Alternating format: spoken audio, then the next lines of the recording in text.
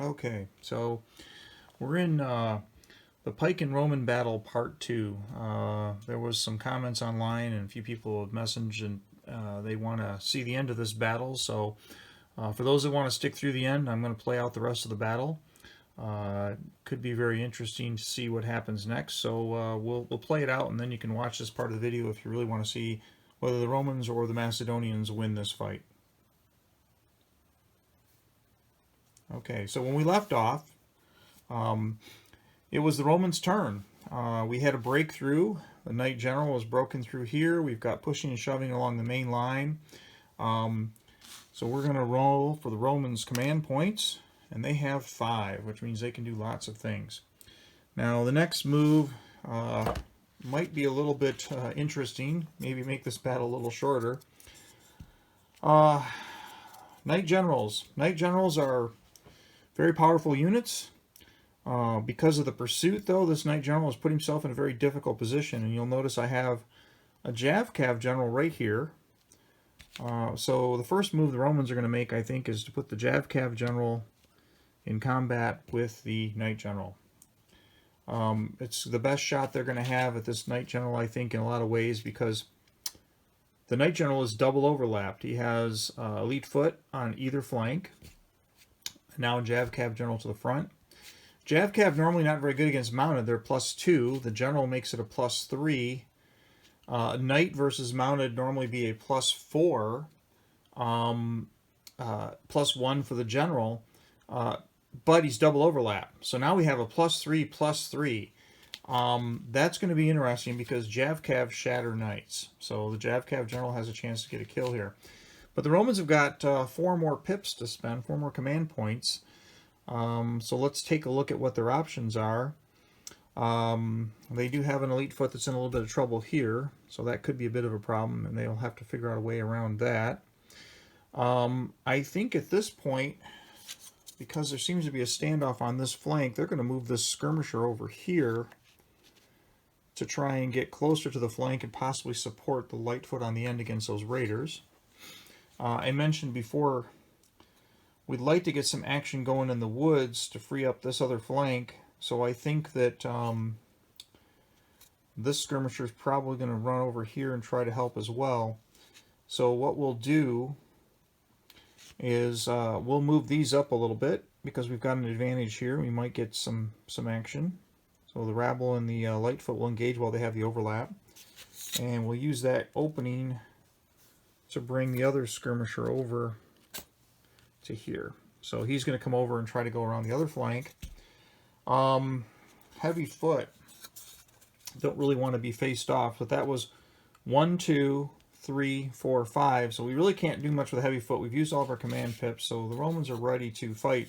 If I had another pip or two, I'd probably start moving the heavy foot over where I anticipate a possible hole, but it may be too soon to tell. So let's go to our general on general action.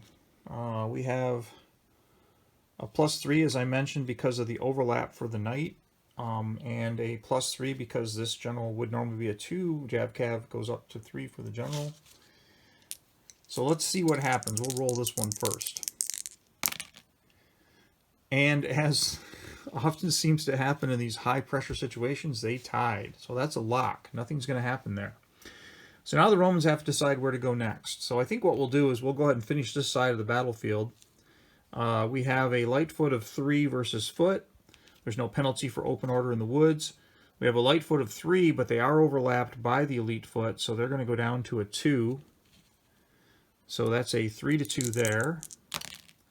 Romans get a victory by 1 point. That's going to push these guys back. They should be lined up with the rabble now, or the raiders now, and that gives the rabble a 2-to-1 advantage against the skirmisher. So skirmisher would normally be a +2. Rabble would normally be a +2. Skirmisher's down by 1 for the overlap.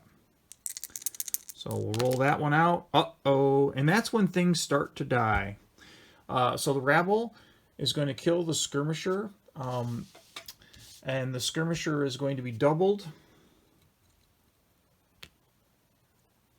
And the rabble is going to charge forward because they're so excited. All right, so That completes that end of the battle line. Okay, so now we're going to move down to the other end of the Roman line, Roman-Macedonian line. And the Romans are going to try and hopefully make this situation better by pushing back this pike block. We won't make it much better because they won't follow up. But if they got really, really lucky, they could. So we're going to go with this one because we have a double overlap pike unit, which is a 5-3 advantage. So the Romans will roll this one first. And they got a 7 to a 5, which is going to back the pike up, but it's not going to get what they wanted, which was a kill. So the pike will back up. Doesn't take the double overlap off of the other unit because we didn't get a kill. And basically, the situation's not changed for this unit, and we didn't get a kill. And the elite foot don't charge forward. They're not going to be. They're not impetuous like the pike when they're being backed up by rear support. So at this point, we have this double overlap. We have an elite foot that has a single overlap here, an elite foot with no overlap here, but a single overlap on the pike. And that's where you got to start making decisions like, do I feel lucky? Because if I win this one, I could make it a lot better, potentially. I have a chance for a kill here. But if I lose, I could also make it a lot worse. But I don't lose by much. Let's see. We're gonna press our luck. Let's see if we can get lucky and get a kill for the Romans. That's what I think the Roman general would do because they're gonna want to kill. So we got a 4 on the pikes because of the overlap, the single overlap here. So the Roman general is going to roll versus the pikes. Uh-oh. So, not so good. So you got a 9 to a 7. This guy's actually going to back up. The pikes are going to come forward, but you'll notice it didn't really change the situation on the flanks because it made this situation worse, so this one was the same. So let's take our double overlapped elite foot next, who gets a 3. Our pikes will get a 5. So double overlapped, pike on the flank, pike on the flank. We have an 8 to a 7, which will push them back, which actually forms them up nicely, and the pike come forward.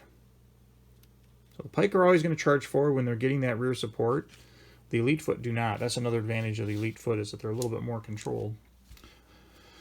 We've rolled this one. Now we have our double overlapped elite foot on the other side. 5 for the pikes, 3 for the elite foot. This time we have a 7 to a 7, and we have another lock. So as you can see, kind of like I described in the first part of the video, we have some pushing, some shoving. The pushing and shoving, unless something really bad happens, it doesn't break free really quick. So now we have the Macedonian turn. So let's see what the Macedonians are going to do. And the Macedonians get 6 command points. By the way, in Triumph, it's always good to roll 6. You'll never be unhappy with it. So you should always try to roll 6s if you can. Lots of options. What will the Macedonians do? Well, I think the Macedonians would probably try to go in and take advantage on this end. So they're going to move these pike in for 1 command point. The raiders for a 2nd command point. So that takes us down to 4 that we have left to spend. Unfortunately, they cannot pull their Knight General out of trouble because you can withdraw in Triumph, but you can't withdraw if you're slower than the enemy. These go 8 MU, Knights only go 5. They're too slow. They're not going to get away. It'd be really nice to do something here and get rid of that overlap. And I'm also worried about rabble coming around on the flank.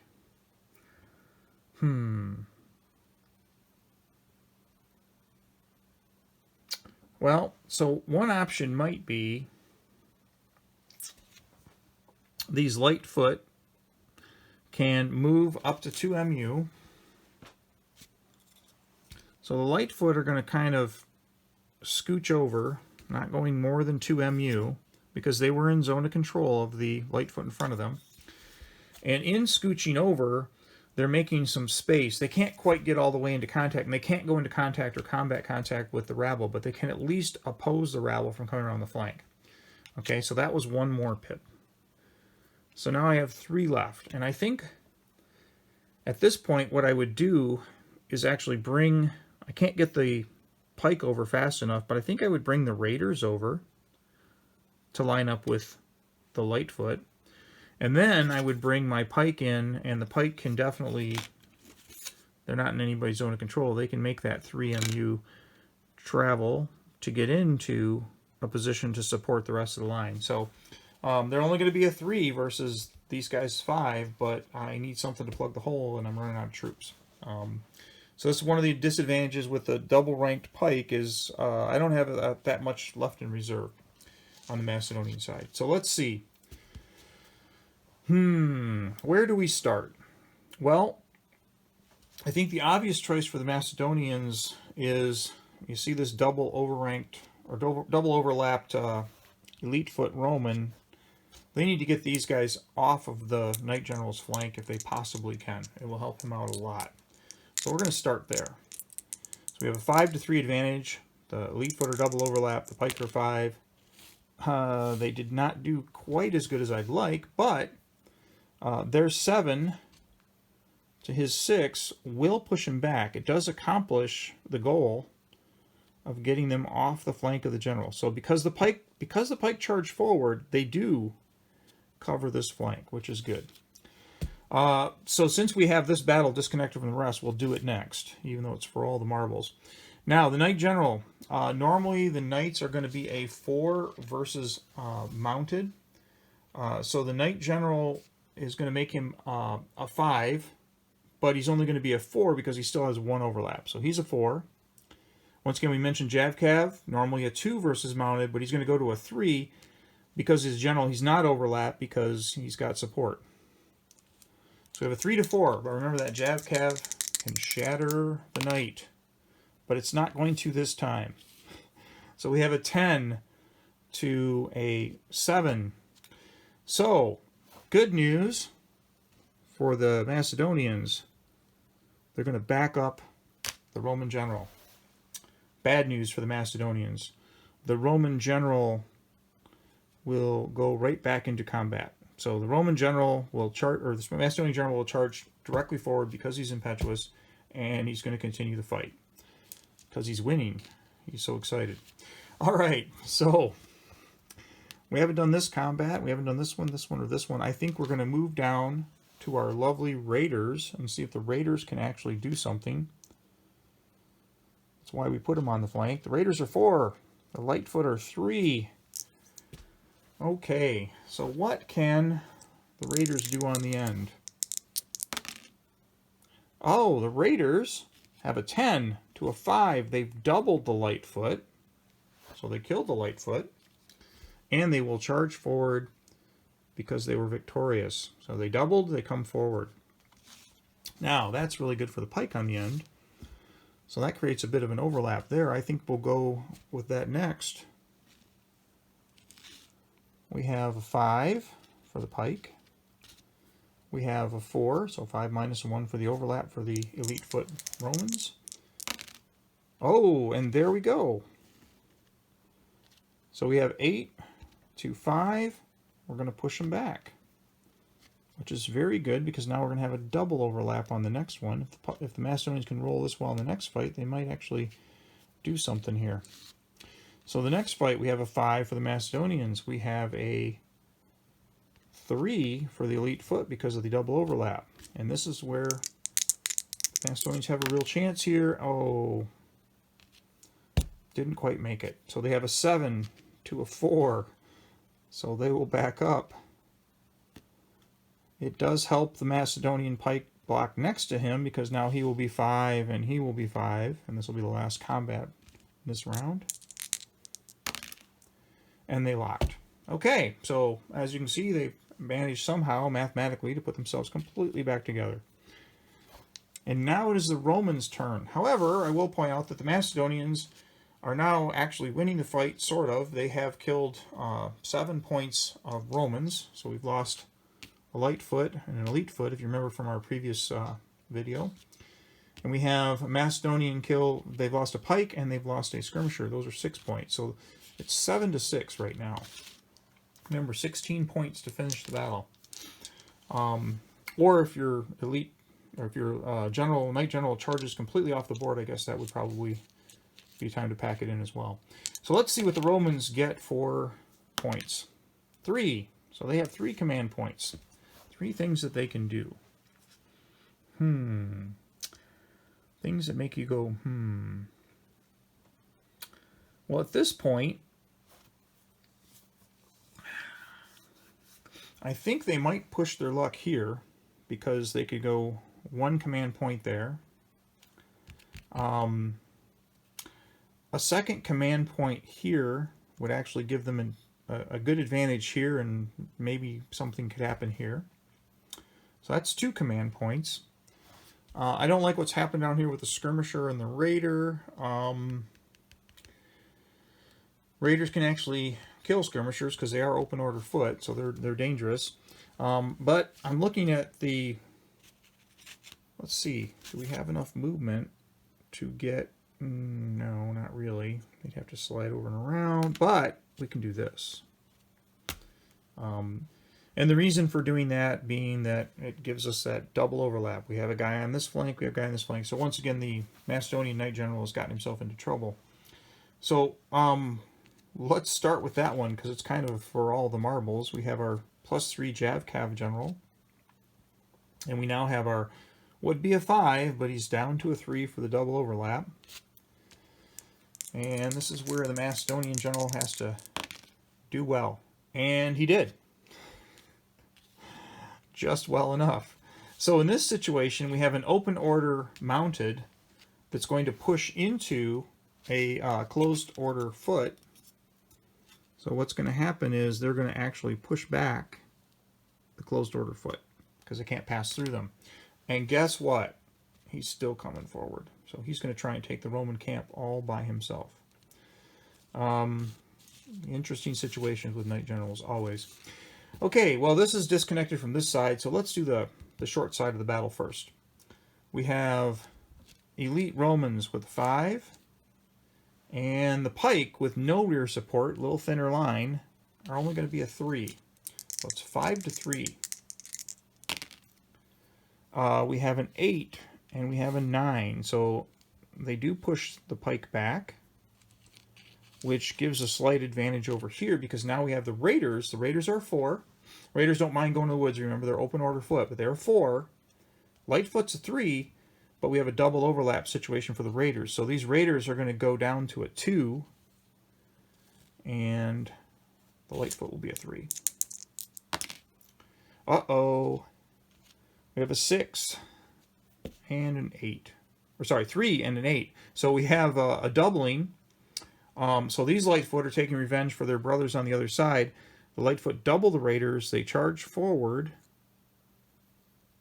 And that's a problem for the Macedonians because they now have a big issue right in front of their camp. With Romans coming for the camp, maybe. So, let's go back to our pike block. Pike block versus elite foot. Where would the Romans want to start? Well, they have a disadvantage on this end of the line. So since the rest of the line is pretty much even up, we'll start on this end. So we've got our 5 to our 5. So here we go. And we have a 4 and a 2. That's going to push the pike block back. Elite foot don't follow up, but it does create that overlap, which is what we're looking for here. So we have a 5 to a 4. But the pike roll is 6, so they have a 10 to a 9, and that will push the elite foot back. And now we have the overlap situation for the Romans. Well, since we only have a single overlap in both locations, we're going to go ahead and just continue down the line. That makes the pikes 5, the Romans 4. And we'll roll that one. And that worked out for them. It's going to push the pike back. Start to sense a pattern here.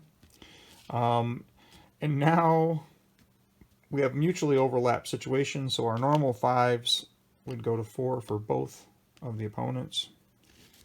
And they'll roll that one off. We have 9 to 6. Back it up. Oops. Fortunately, with the geometry of the bases, you can kind of tell where everybody was. And this is what we end up with. So now we have our normal checkerboard looking pattern again. And that was the Romans' turn. It is a little bit more difficult doing this over the top of a camera. So that was the Romans' turn. So we've created our messed up checkerboard line of staggered pike. Knight General getting himself into a lot more trouble. I may have to actually move the camera view here shortly if he keeps going farther and farther back. So the next round is going to be the Macedonians' turn. Okay, Macedonian command points. Let's see what they get. 4. Well, 4 is a good number. Let's see what we can do with 4. What can we do with 4? Well, we got to go in here because we got a double overlapped elite Roman foot. Might be able to do something with that.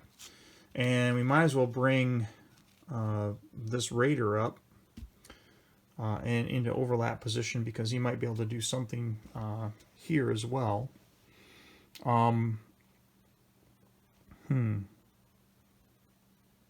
We'll probably roll that one first, actually. So that's 2 command pips. We used up 2 command pips. Now what are we going to do? I don't like anything that's happening on the Macedonian right flank. I can't, once again, the Knight General is hopelessly into his impetuous charge here, and there's not much we can do to help him at this point. I think I would probably bring these guys in just because we want to keep pushing if we can. So that leaves me 1 command pip left, and I think at this point I would actually bring the pike block back. I'd actually slide this pike block over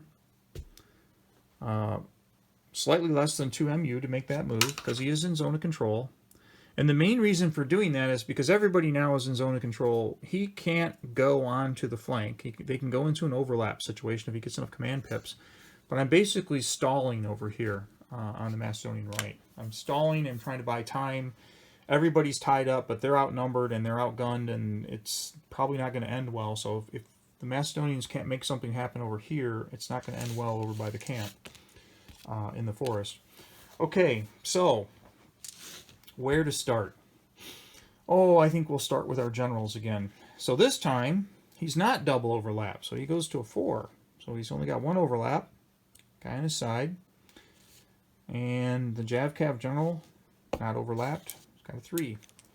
So here we go. Oh boy. Oops, I'm sorry, I changed colors on the dice. I should have had this 3 over here for the Romans and this 4 over here. 4, 9.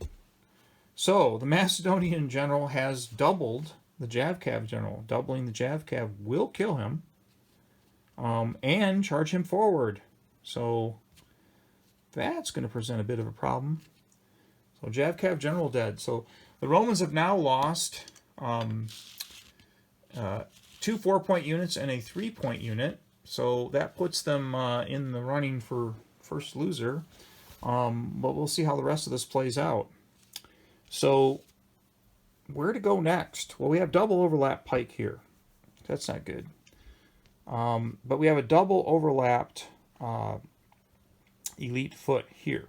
So I think we're going to go here first and see if we can make something happen. So we have 5 for the pike. We have a 3 for the elite foot.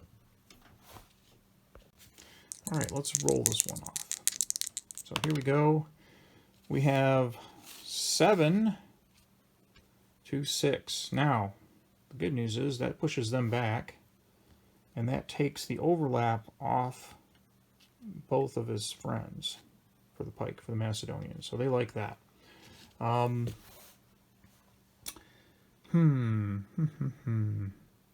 going to do, I think we'll do this one next. So we've got a 4, and we have a 5. So we have 5 for the Macedonians, 4 for the Romans. Uh-oh. 9 to 5. Not quite enough. But they will back up. They will come forward. And now the friend next to him is going to be a 5 to a 5 instead of having that overlap condition. And the Pike block slowly pushing the Romans backwards. A little bit like that battle I mentioned earlier where one side's coming forward and the other side's going back. Didn't end well for the Macedonians the first time either, but maybe it'll do better now. Well, there's a 10 to an 8. So still pushing them back. And here they go. Okay, so we've rolled this one, and this one. We've got one more. 5 for the Pikes. And we got that Raider up there bringing us down to a 4 for the Romans. And 6 to 8. But this time the Pikes get pushed back. So once again, pushing and shoving while all the action is happening on the flanks. Okay, so next it will be the Romans' turn, and we have an interesting situation developing with the general, and we'll have to see what happens next. Okay, so it's the Romans' turn. They're not out of the game yet. They're definitely behind the curve, though, because they lost their general. Remember we talked in one of the earlier videos about command control. So as long as your general was in range of this stick, you had only one command pip to do, one command point to do one thing. General's not in range anymore because he's dead or run off the battlefield or his unit's been dispersed. So with no general, everything they do will take an extra command pip. So let's see what the Romans can do, if anything. 3. Okay. So 3 means they can do exactly one thing because anything they do will be 2. So they needed 6 if they wanted to do 3 things. 4 for 2, and 3 will give them 1. Boy, oh boy. Well, with one thing, once again, Knight General. The Knight General down here, he shatters these heavy foot. The heavy foot can't kill him in a straight fight. He could fall back. They could double him potentially. But with one command pip, this skirmisher is going to come in here and wrap the Knight General. So this is going to be this is a loser dies situation, which is probably the best thing that the Romans can do with their one measly command option. And then the rest of this will just be fought out normally. But once again, let's see what happens because this is for all the money here, all the marbles here. Knight General, he is normally a 3 +1 per general against foot. So knights are a little better against mounted than they are foot. He's a 3, goes up to a 4, double overlap. So he gets a -1 for this flank contact and a -1 for that one. So he's going to be a 2. So he's only, or sorry, changing dice colors again. He's going to be a 2. Heavy foot versus mounted, they're a 3. So it is 3 to 2. But Knight General, Knights shatter heavy foot. Knight General has no place to go. So this is a loser dies situation. And the Macedonian general rolls a 2. The Romans roll a 2. That's going to be enough to kill the general. He's not doubled, but he cannot fall back because he's trapped. Didn't double here, so they're not going to pursue or charge forward, but the Macedonian general is gone. So now both sides have a command control issue. And the Macedonians have 14 points dead, so we have the 2, a pike, a skirmisher, a knight general, and a raider. So this is 8 points and 6 points. We have 14 points dead. And the Romans have 8 and 3, so 11 points. So the Macedonians, with the loss of their general, are now definitely in the race to the bottom, winning the race to the bottom. So let's see what happens next. So the Romans have got to decide where they can win next. Well, the obvious choice for them, I think, is going to have to be this double overlap pike block. So they have a 5 for their elite foot, and the Macedonians will have a 3 because they are double overlapped here and here. And we'll roll that one off. But the Macedonians get a 7 to their 7, so it's a lock. Nothing happens. Well, we might as well go to this side now because it's not going to be changed by anything else. So we have a 4 and we have a 5. So we have an overlap here. Macedonian pike are still at 5. 7 to 9, so that will push them back. Okay, so pike blocks being shoved back, which is going to become more of a problem now because remember their general's dead. They don't have the command control they used to have. Neither side does. This battle could get really slow. So the next thing we have is down on this side. We have an overlap here, so we're going to do a 4 for the Romans, and it's also a 4 for the pike block because there's an overlap for the elite foot and an overlap for the Romans on this pike block here. So 4 to 4. Okay, and we have a 5. Oops, rolled a 1 and a 6. So we will push back, and the elite foot do not charge forward. So now the pike block once again is disassembled, not in a continuous line. So going to be a little bit more trouble though because we don't have any command control on any of these units anymore. Let's see what the Macedonians can roll. 5. Well, that's great because they needed 5. Oh boy. They don't have a lot of really good options at this point. So believe it or not, for 1 command pip, I'm going to take these raiders and try and get rid of this skirmisher. So as the Macedonians, well, 2 command points for 1 command worth, I'm going to go over here and see if they can get lucky against the skirmishers because there'll be a 4-on-2. They might get lucky. And then I think with the other little bit of command control that we have, we're going to push this huge block back in and see if we can make something happen there and try to help these guys. So let's do our raider on skirmisher. This is kind of a Hail Mary for them because what they're trying to do is kill that skirmisher and create a significant advantage on that end with the elite foot not having any flank support, because it'll allow the raider to do some really cool things, but that's all planning in the future. Let's see how the die roll goes. Okay, so 7 to 4. They almost got him. What's actually going to happen though is the skirmisher is just going to back up.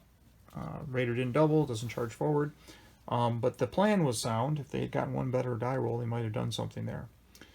Okay, so now let's start where we don't have a disadvantage. We'll start here. So we have a 4 for the Romans, and we have a 5 for the pike because of this overlap here. Pike block. Oh, 6, 10. That is going to push the pike block back.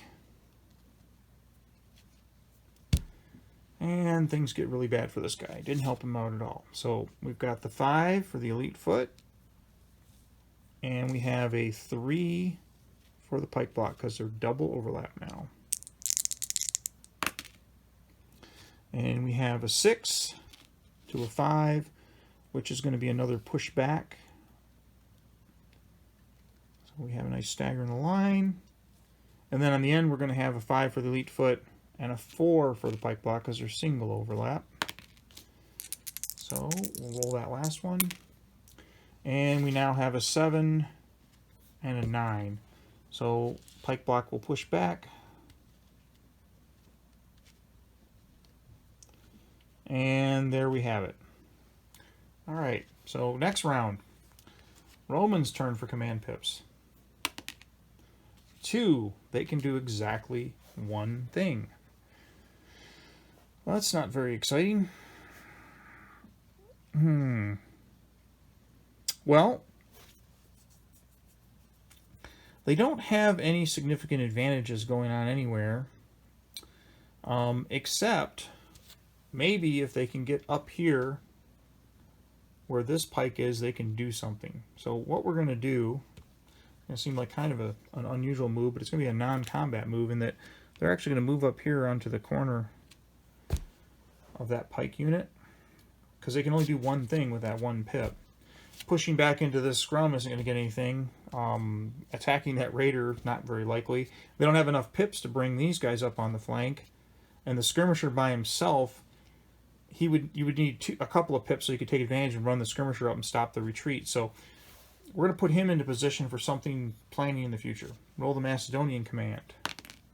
Macedonians get that 6. Well, that's what they needed, because they can actually do something with 6. They can do 3 things. So with the Macedonians, we're going to try this plan again where they try to kill the skirmisher and maybe free up the flank.